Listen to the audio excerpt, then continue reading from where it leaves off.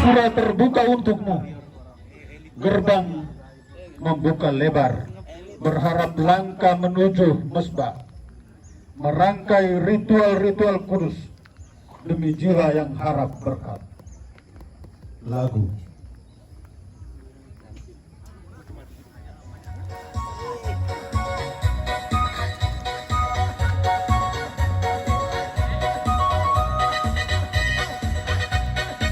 Iya, umat yang lain memberikan tepuk tangan.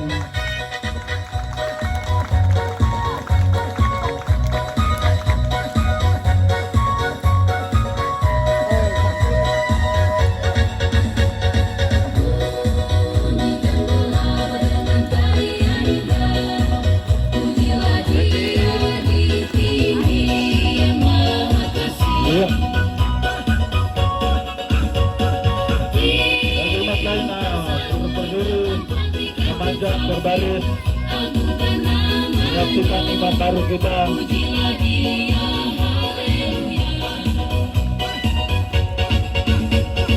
Di masa sekarang masih ada orang juga yang siap menerima panggilan Tuhan untuk hidup membiara mimpi kekudusan.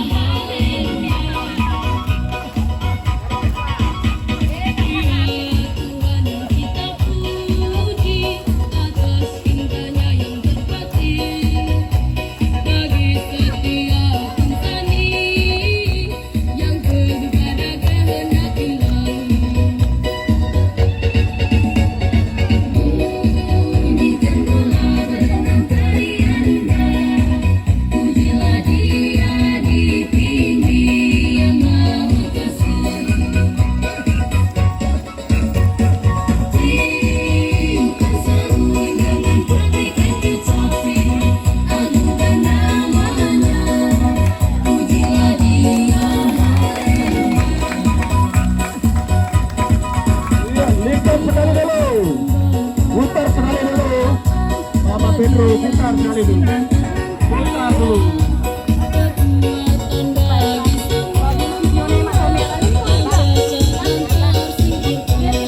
Ya, bisa, bawa juga boleh goyang.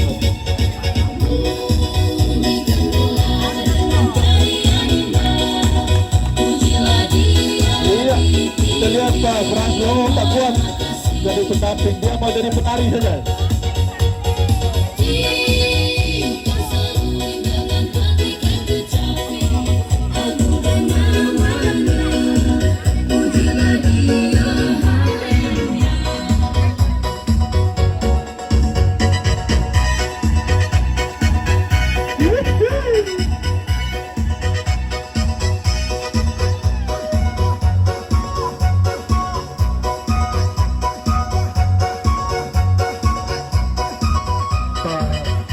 Bapak Ketua Stasi dan Ibu bersama Pak Jeffrey dan Ibu, Pak Jeffrey dan Ibu dan dampingi Bapak Ketua Stasi.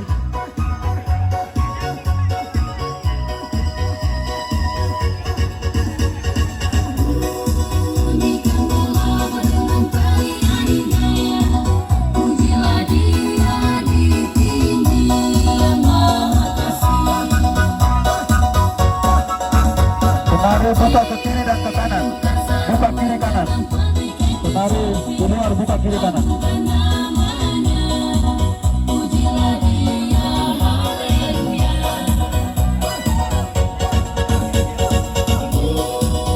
Musik putar dulu.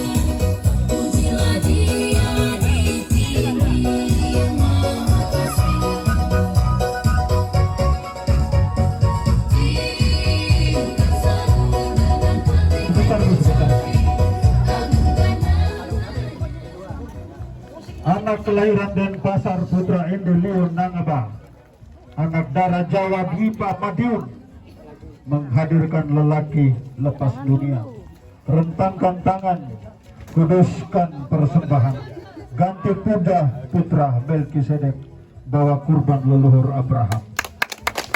Yoga begitu amat kecilmu membahana di sudut-sudut katedral sampai melengking di sejagat dewa.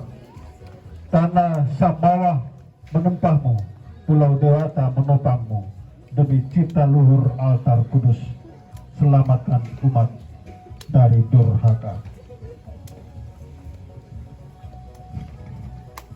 Hari ini alam menggema sambut syukur. Hentakan kaki di tanah batu meski gersang tanpa harap. Dalam iman penuh tanjak, engkau imam pilihan dalam dunia penuh warna.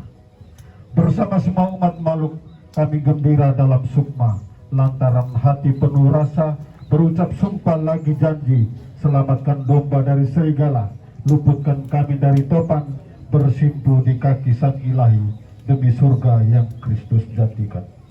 Mari bersama dalam tarian dan suara merdu, ucap cinta imam Allah, altar kudus engkau kecup. Harga dalam balutan, selendang hasil rajutan, serpian cinta berpadu dalam jubah putihmu, engkau akan melangkah maju. Bila kelikir tajam badai datang topan menerpa, engkau dalam panggilanmu, percayalah, yakinlah Kristus ada dalam heningmu. Jangan berpaling karena fana, tetaplah langkah penuh yakin. Jangan pernah berhenti walau langkahmu terasa semakin berat. Janji Yesus jadi panutan, di ujung nanti banyak hal baik menanti engkau. Selamat datang Ryoga. Mari kita sambut dengan tarian memasuki gedung.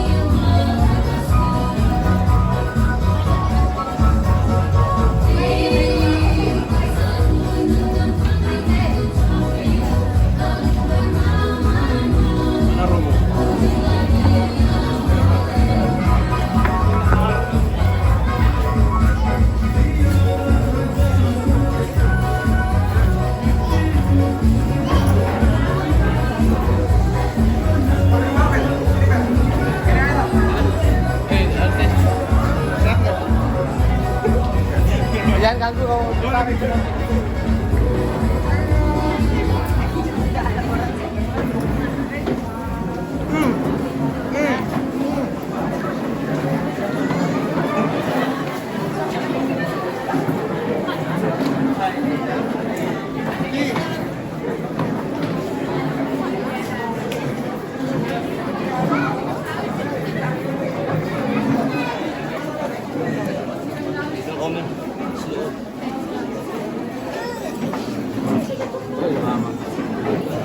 Kau duduk sambatan deh.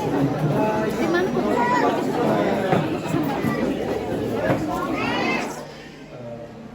Bapak Ibu Saudara-saudari yang terkasih, hari ini kita bersama-sama bersuka cita. Walaupun di masa Prapaskah kita tetap bisa bersuka cita karena kita bisa berkumpul bersama. Sudah berapa bulan saya? 2 bulan ya? Dari Desember saya mungkin nggak kesini, Januari, Februari juga. Sekarang baru bisa 3 bulan berarti. 3 bulan tidak berjumpa, tetapi saya tetap merasakan kehadiran Bapak Ibu di dalam doa. Oleh karena itu saya bisa kuat sampai bisa menerima atau diberikan oleh Bapak Uskup sakramen imamat. Saya sebagai pribadi manusia mengucapkan lipat terima kasih yang begitu besar kepada Bapak Ketua Stasi, para pengurus Stasi, dan Bapak Ibu sekalian, anak orang muda, anak kami yang sudah mendukung saya dalam doa-doa, dalam tegur sapa, dan dalam berbagai cara. Saya mengucapkan terima kasih. Saya minta kita tepuk tangan boleh untuk kita sekalian.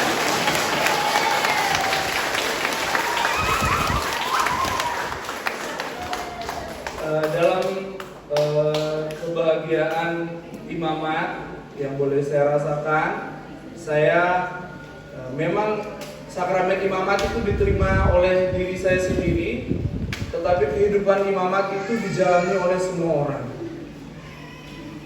Khususnya mereka semua yang dalam refleks saya, semua orang yang berada dalam jalan panggilan, yang bertemu dengan saya dalam perjalanan panggilan, yang sudah memberikan berbagai hal, mereka semua adalah menerima rahmat imamat yang sama yang boleh Tuhan berikan kepada saya.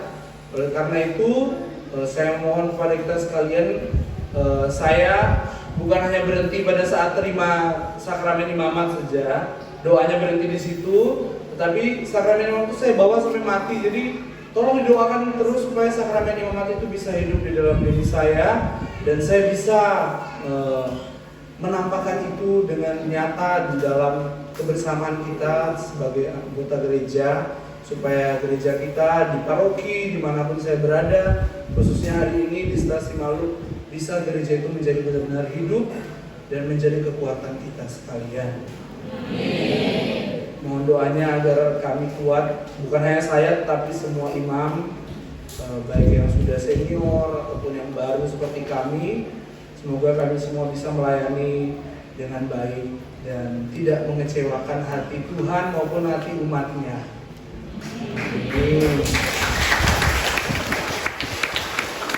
Saya memohon lagi satu kali boleh? Saya mohon kita untuk berdiri. Saya mau memberikan berkat perdana saya. Mungkin kemarin sudah Romanius, sekarang saya. Saya diminta untuk menceritakan sedikit tentang perjalanan panggilan saya. Anak-anak, ada pertanyaan. Jadi dengar baik-baik ya. Anak-anak siap, ada pertanyaan? Dengar baik-baik. Jadi saya dilahirkan di Bali. Bapak saya berasal dari Flores, ND. Ibu saya berasal dari Jawa Timur, Madiun. Orang tua saya sama-sama merantau di Bali bekerja. Lalu bertemu dan mengikat pernikahan, mengikat dengan pernikahan mereka. Kemudian setelah itu lahirlah saya. Saya lahir tanggal 6 Oktober 1994. Ibu saya berasal dari non-Kristen, dari agama Islam. Lalu setelah 3 tahun berjalan, setelah saya berumur 3 tahun, ibu saya meminta bapak saya untuk diajarkan agama untuk bisa pindah. Saya hidup di keluarga yang seperti itu, dengan kesibukan ayah saya bekerja di 2 tempat sebagai security, paginya di perusahaan pakaian, malamnya di tempat hiburan, di klub begitu. Jadi saya selama hari-hari perkembangan hidup saya itu besar dengan ibu saya yang berasal dari agama Islam. Jadi pengalaman saya selama masa kecil, saya kurang mendapatkan pelajaran agama yang baik. Jadi memang diajarkan berdoa setiap bangun tidur, sebelum makan tetap diajarin berdoa. Tetapi doanya hanya satu, Bapa kami. Karena ibu saya juga nggak tahu doa-doa yang lain gitu. Hanya Bapa kami, Salam Maria, tanda salib, selesai. Setelah itu beriring berjalannya waktu, saya ke gereja. Terus saya melihatlah sekelompok anak-anak yang setiap hari Minggu tidak ikut misa. Mereka berkumpul di satu tempat khusus untuk mengadakan yang namanya dulu sekolah minggu. Lalu saya tertarik, terus saya minta kepada bapak saya, bilang, Pak, saya mau masuk itu, mau ikut rame-rame. Saya masuk. Setelah itu lama di situ saya mulai belajar cerita-cerita tentang Nabi, cerita tentang Yesus. Di situ saya belajar. Setelah itu saya berkembang sampai SMP, sampai SD. Ketika SD itu saya mengikuti perayaan Ekaristi, aksi panggilan dari anak-anak seminari Tuke. Mereka datang dengan begitu semangatnya, mereka menanggung liturgi pada hari itu. Mereka kor. Setelah itu setelah melihat mereka, saya merasa saya ingin seperti mereka, menyanyi bagus. Dan semuanya teman-teman, maksudnya sama-sama laki-laki, bersama-sama begitu rame, mereka nyanyi dengan bagus.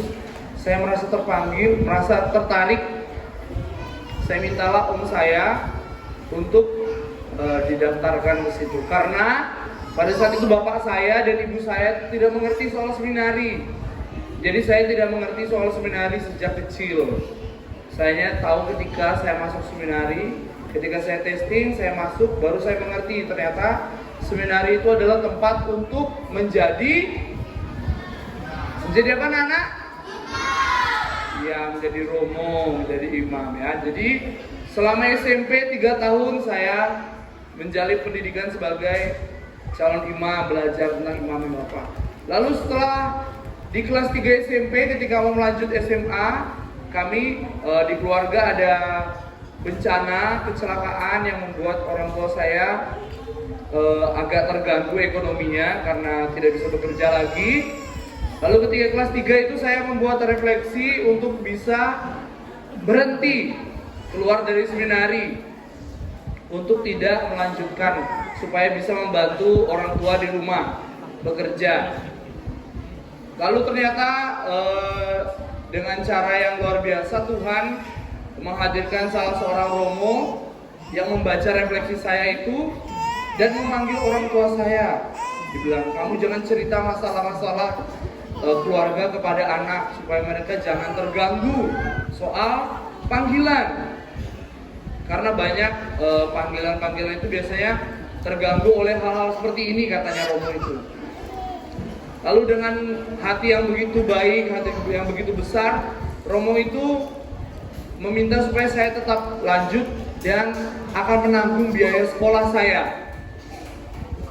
Jadi panggilan saya pertama muncul di sini, ketika saya melihat bagaimana seorang imam itu tidak hanya sekedar membimbing saya secara intelektual atau rohani, tapi dia memperhatikan dengan sungguh keadaan dari anaknya, atau dalam bahasa kitab suci dombanya pada saat itu. Ya, dia melihat dan dia membantu, bukan hanya sekedar meneguhkan dengan perkataan-perkataan, tapi dia membantu dengan uluran tangan yang nyata. Lalu setelah itu saya, karena pertolongan itu, saya juga merasa, oh mungkin ini Tuhan yang punya rencana. Oleh karena itu saya meneruskan panggilan saya hingga saya lanjut sampai kelas 3 SMA. Saya memilih untuk menjadi seorang imam, seorang calon imam Keuskupan Denpasar. Saya dulu bersekolah seminari menengah di Seminari Menengah Roh Kudus Tuke Dalung. Ya, kalau tidak salah ada satu orang dari sini, Pedro. Kemarin ketemu saya di sana. Dia memperkenalkan diri. Kita tepuk tangan untuk Pedro.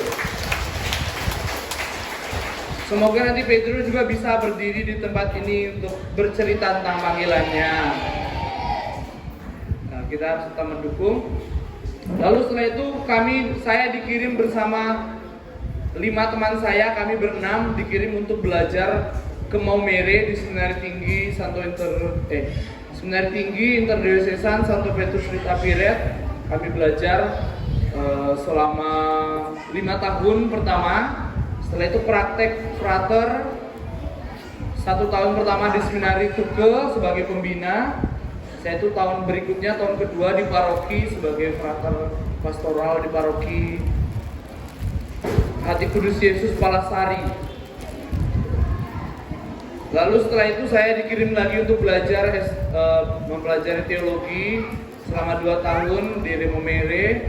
Setelah itu dengan rahmat Tuhan dan berkatnya saya boleh ditabiskan untuk menjadi seorang imam hingga saat ini. Gitu. Jadi untuk anak-anak seminar, anak-anak malu, masih semangat? Siapa yang mau jadi Romo? Tuh, gak ada. Ulang satu kali lagi. Pertanyaannya, dengar baik-baik pertanyaannya. Anak-anak sekami Stasi Malu, siapa yang mau jadi Romo? 1, 2, lagi tetap angkat tangan, terus angkat tangan. 1, 2, 3, mana lagi? 3 dulu. Oke, kita beri tepuk tangan untuk 3 anak itu. Yang cewek-cewek sekarang, yang cewek-cewek. Siapa yang mau jadi suster? 1, 2, 3, 4, 5 orang tepuk tangan. 6. Kita anak-anak jadi harus melihat frater itu, di situ ada frater yang ganteng namanya Frater Niko. Frater Niko berdiri coba supaya anak lihat. Nanti ikut frater itu. Frater tanya frater kalau masuk seminar itu caranya gimana itu frater. Ya, di seminar itu kita bersama-sama teman terus, nggak pernah dimarahin orang tua. Anak-anak, kalian sering dimarahin orang tua? Makanya masuk seminari orang tua nggak ada, tapi yang marahin Romo nanti, ya? Nggak. Di seminari itu nanti kamu bisa belajar banyak. Yang pertama, bisa belajar apa? Kalian suka olahraga? Olahraga banyak, ada lapangan, basket, bola kaki, bulu tangkis, kolam renang, ada semua. Setelah itu apa lagi? Suka musik, ada musik, ada alat musik banyak, ada yang pintar menyanyi banyak. Apa lagi? Sukanya bermain terus. Hidup kalian 24 jam akan bersama teman. Jadi kamu akan bersama teman terus, jadi bisa selalu berbahagia. Itu salah satu motivasi yang ada dalam diri saya dulu pertama, karena ingin bersama teman terus. Jadi bahagia. Terus tapi tetap di dalam refleksi. Jadi kalian akan juga belajar tentang kerohanian di sana. Jadi untuk Bapak Ibu sekalian, saya juga aksi panggilan kepada Bapak Ibu ini boleh? Jangan kepada anak-anak, karena sekarang panggilan itu biasanya berasal dari seminari pertama. Jadi kalau seminari itu ada 3, seminari pertama, seminari menengah, dan seminari tinggi. Seminari pertama itu adalah di rumah masing-masing. Jadi seminari itu tempat pembibitan. Jadi kalau Bapak Ibu sekalian sudah membibit anak-anak untuk menjadi orang sukses, maka dia tidak akan bisa memilih jalan yang lain. Tapi kalau Bapak Ibu sejak dini memberi bibit supaya anak Bapak Ibu menjadi imam atau biarawan-biarawati, maka kemungkinan besar bibit itu akan hidup dan bisa dilanjutkan ke seminari menengah dari seminari induk itu. Itu saja mungkin. Dari samping sudah membisikkan sudah lewat 5 menit, jadi saya mohon pamit. Sampai berjumpa lagi di kesempatan misa berikutnya. Semoga Tuhan memberkati.